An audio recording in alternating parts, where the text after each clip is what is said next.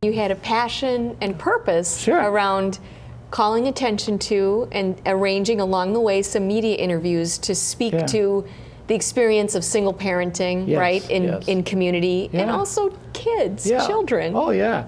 And so that was my dream. And I remember when my grandparents were raising me, my grandfather every day said, there's nothing in life you can't do. Nothing would be impossible for me.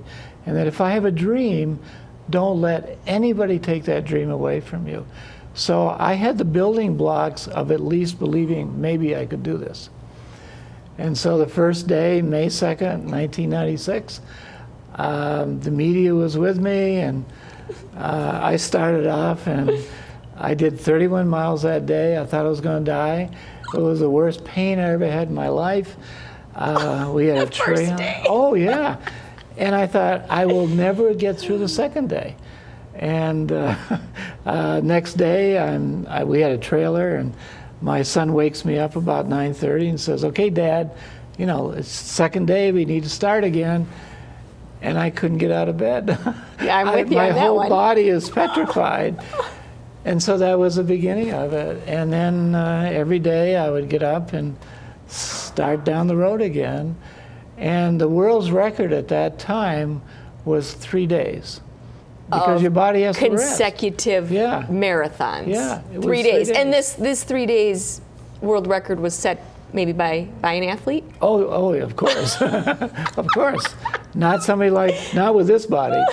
But that was the beginning. And then I got the fourth day, but I think at the end of the fourth day, I was now out of Minnesota into Iowa. Okay.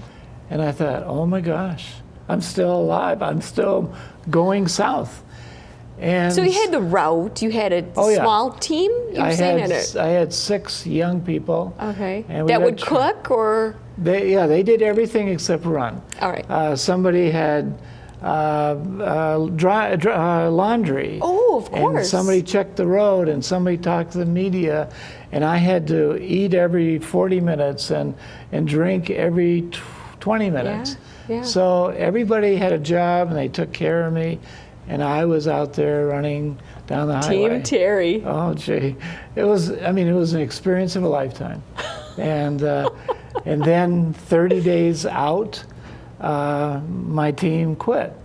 Because these are 17, 18-year-old kids. And they said, it's not fun anymore.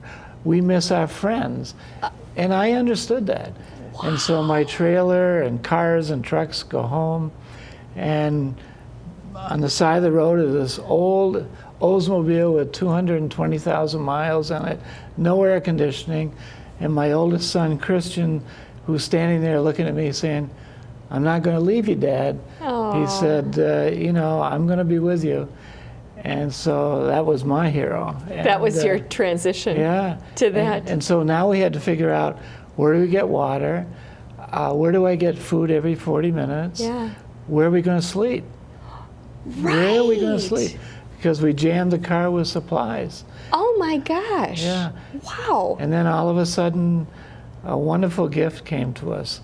Holiday Inn came to us and said, we'll give you free rooms and free food for the rest of the trip. At each of your stops along the way. You just have to find one of ours. Oh, that is completely a gift. That's completely a gift. Yeah. If you are just joining us, we are talking with author and dad, Terry Hitchcock. His book is A Father's Odyssey. He's also the subject, his life story, of a multi-award-winning documentary film, and we'll visit about that too. So now it's what day of your 75 days of running intense marathons? Well, after 30 days. Day 30, 31? Yeah, day 30, 31, it's just my son and I trying to figure out, how do we do this? And Chris said to me, and by that time, the roles of father and son have changed. It started off with the father and the son, and then about this time it's changed, because what happens to your mind and your body, besides being physical and damaging to your body, it's really a mental run and a spiritual run. Yes. And so now my son is now telling me what I should do because I'm losing it. I can't think clearly. I am slowly starting now to go into depression. And about day 40, my ankles and knees are really hurting. And one day my son says, "Dad, we just passed a hospital. Let's go back and let them take x-rays." Have them check you out. Yeah, Yes. because it's really hurting. And so I go back. Right, because you're running on the street, yeah. right? On the asphalt? Yes. And so we go back and they take x-rays of my ankles and my knees. And the doctor comes out and he says, "Mr. Hitchcock, come here." And he puts the x-ray up on the wall and he says, "Now, that's your right ankle. Do you see that? That's a hairline fracture. That's your left ankle. Do you see that? That's another fracture. Do you see your left patella or kneecap? That's another fracture."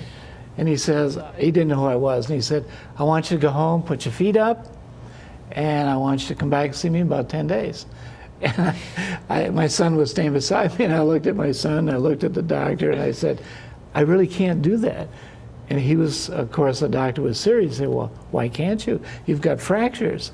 And I said, "I've got 12 more miles to go." And we went and did 12 more miles. No. Oh, my gosh. And so what do you call that when you leave the hospital like that? Against medical advice? Oh, of course. Right? Because they wanted you to Yeah. put your feet up. Oh, I mean, the pain was really, at that point, every step was pain.